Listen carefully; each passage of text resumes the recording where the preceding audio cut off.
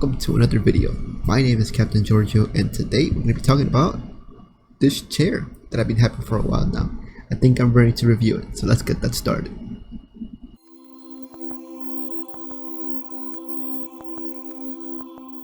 So when I first heard that this chair was pretty good for a certain height and a certain weight. Just lift them up to your height. I'm pretty tall, I'm 6'5", so this height is perfect for me when I'm playing like serious. It feels nice, and for my specific height, I'm 5'11". It sits at a pretty good height to fall right on my neck, which I thought was nice. It fits me pretty well. I am 6 foot tall, weigh 230 pounds, so for me this chair works perfect.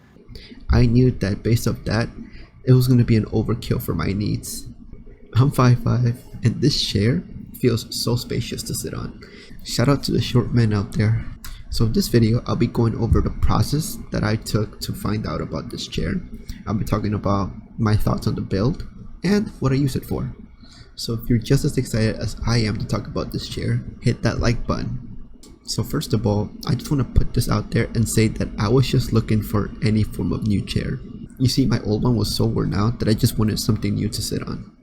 But I didn't want something that was going to feel like uncomfy to sit on, or something that's going to last for like a little bit. So the price for this chair was $180, which was good for me because that was under my budget. I also did notice another brand called Respawn, and I was also really intrigued at their chair and how it looked like. But one thing I kept hearing about that chair is were the armrests, because the armrests, they would eventually get loose from all the folding and bending of that chair. So for that reason, I was trying to look for an alternative, and that's when I found this one, the GT901, which has these armrests that you're able to adjust.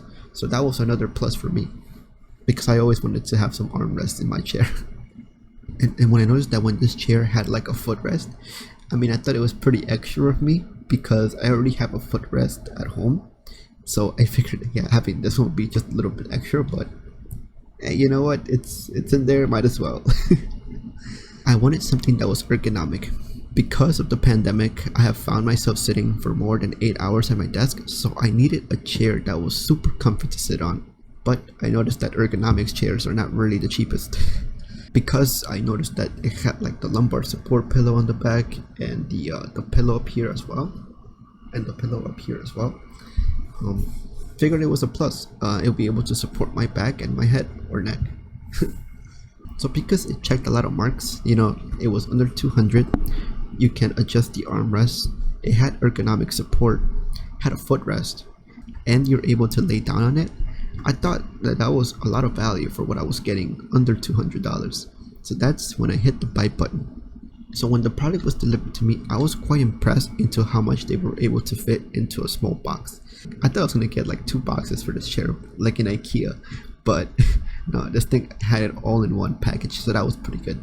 So the way you make this chair is very easy. You make the bottom half, which is the wheels and the base, and then you make the chair itself. So you add the cushions, you add the armrests, you add all that stuff, you screw it in together. But the last step of it was to put them both together. So you attach the chair and the base, and you just clip it in. And it was a little bit challenging on my part, simply because I don't have a lot of space around my area. So fitting that big humongous thing into space was pretty challenging for me. But I managed, and I got the chair up and going. The booklet had visual instructions, and me being a visual person, I think that it was very helpful in that regard. I didn't really have a problem putting the chair together. Everything was, I think everything was pretty straightforward.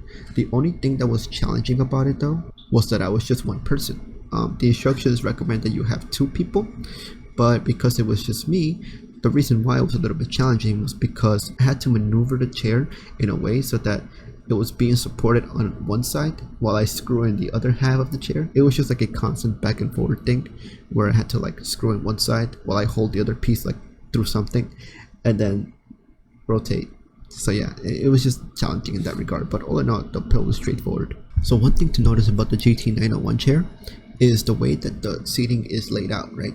So you'll see that it is curved in a way, so the cushion in which you sit in is a little bit more uplifted compared to the other one, which was the GT099, which was actually one of the first chairs that I was looking at before this one. Before someone pointed it out that chair actually sinks in like the cushion sinks in. The other. So if you look at the other models offered by GT Racing and some other office, gaming race chairs, you'll notice that they look more like a bucket seat. And a bucket seat's great for a car because it holds you in place when you're turning and all that good stuff. But for an office chair, it kind of digs into your legs. And everybody that I see online said, if you're going for a racing chair, look for something a bit flatter, and you're gonna like it in the long run. So that, like, for that reason, that little detail, I noticed that people didn't really like that, or they get tired of it. So that's why I transitioned over to the GT901, because it had that uplift cushion. Alright, so now let's talk about use. You may have noticed that there's blankets and towels of like the pillows of the chair itself, and like the lumbar pillows as well. And that's because the chair is made out of PU leather, which is a very good type of material, feels pretty premium. But the reason why I'm covering it up with towels and stuff is because I rather wash the towels than being concerned with the sweat that comes out of your body to the chair. I noticed that the lumbar support pillow, it gets pretty hot in there, especially when you're sitting there for a while. I wouldn't want to worry about like the sweat getting in the pillow itself. I'd rather get it on a separate piece of cloth and then be able to wash that cloth for continuous use. That way I don't have to worry about the PU leather getting stanked getting stanked by sweat, Like, yeah, the PU leather can be clean, but there's a certain chemical for that, and that's like another 20 bucks, which I was not thinking about purchasing after spending about 180 on this chair. So that's why I'd rather just cover it with towels and blankets. I'm a big believer that if you take care of your things, the things will take care of you. So for that reason, I don't really like swerve or do anything crazy or like bounce on it or anything. No, because I want this thing to last for a while. So, I treat it for what it's meant to be for, to sit. I mean, sometimes when I do want to slouch in this chair, it's very convenient because I could just lift up the lever and adjust the angle of the chair. So then that way slouching doesn't have to feel so painful or annoying, if you know what I mean. Instead, I can just angle it in a way that it feels comfortable to me, and then just be able to enjoy my day with that. So if you're trying to watch like movies and videos with this chair, like, it's going to be such a comfort. It's going to be such a comfort because you can angle it in such a way that you're basically just laying down in midair. When you're laying down, you have like this back support and this lumbar support. It's just very convenient in that regard. Or when it's time to do actual work and you need to sit up straight, it's a good feeling to know that you have back support to rely on. So having these kinds of adjustments have been a huge plus for me, especially because I've never really owned a chair like this before. Whereas in my older chair, which was, by the way, a like $20 Walmart chair, I found myself kind of like curving toward the front, and just like, because I had no back support, so like I was just constantly curving my back, and then when I had to like lean back, I didn't have anything there either, so it was just a pain. It was just a bunch of back pains. Even when I used to cover up my old chair, it still present back problems because there was just no support for my top back or my neck. Lastly, when it comes to gaming, I love to increase the height of this chair to its max and then just open up the footrest. Sit down, angle myself in a good position, and then just game. It feels like I'm in midair. It feels great. And sometimes I have taken like a 10 to 15 minute nap in this chair. And I gotta say, with the back support and with the pillow, it just feels good.